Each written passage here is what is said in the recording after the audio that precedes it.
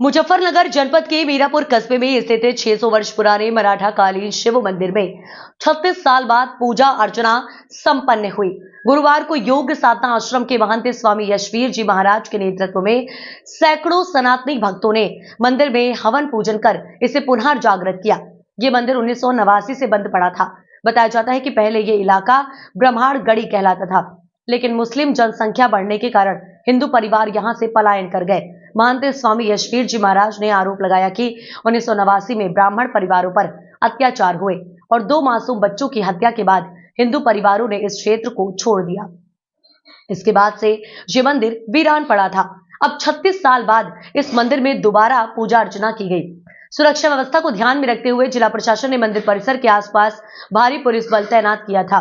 ये मीरापुर में ये ब्राह्मण गढ़ी होती थी। कभी यहाँ पर ब्राह्मणों के ही परिवार रहते थे और ये मंदिर है हमारा। लेकिन मुलायम सिंह यादव जब मुख्यमंत्री उत्तर प्रदेश थे, उनके शासन में मुस्लिम बस्ती बढ़नी प्रारंभ हुई और मुसलमानों ने यहाँ ब्राह्मण परिवार पर अत्याचार करना प्रारंभ किया और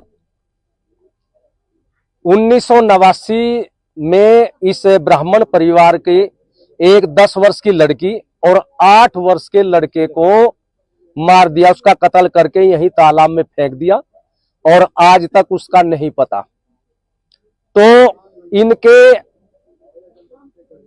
अत्याचारों से पीड़ित होकर के ब्राह्मण परिवार जितने भी थे यहाँ से उसी प्रकार से पलायन कर गए, जिस प्रकार से कश्मीर या मेवात के क्षेत्र में पलायन कर गए। तो यहाँ 35-36 वर्ष से कोई पूजा भी नहीं हो रही थी, क्योंकि यदि कोई पूजा करने आए भी तो फिर यहाँ की जो मुस्लिम बस्ती है वो उनको परेशान करती, तो यहाँ पर कोई पूजा करने नहीं आता था।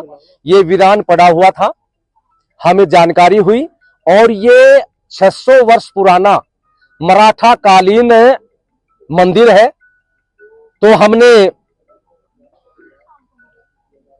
विचार किया कि इसको हम पुनः जागृत करें, तो आज हवन पूजन के माध्यम से मंदिर को जागृत किया है।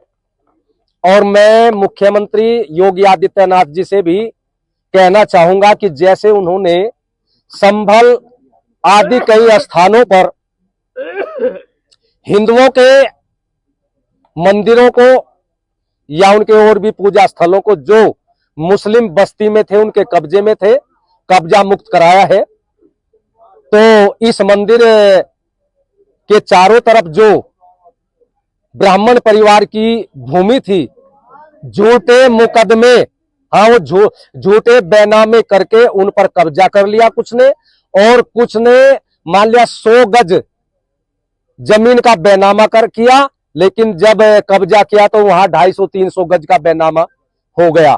तो इसके लिए मैं मुख्यमंत्री योगी आदित्यनाथ जी से भी कहना चाहूंगा और यहाँ के डीएम साहब को, एसपी साहब को भी कहना चाहूंगा कि जितने भी बैनामे हैं सबके बैनामे जांच होने चाहिए और जिन्होंने झूठे बैनामे किए हैं उनसे मुक्त कराए और जिन्होंने कब्जा कर लिया बिना उसी के, वो भी कब्जा मुक्त भूमि हो और इस ब्राह्मण परिवार को वो भूमि दी जाए। महाराज जी, किन लोगों ने कब्जा किया है इस जमीन पे? यहाँ अब कोई भी हिंदू परिवार नहीं रहता, सब मुस्लिम ही परिवार यहाँ पर रहते हैं। और जैसे मुस्लिम परिवार ने कश्मीर से ब्राह्मणों को, हिंदुओं को भगाया, मेवात से भगाया,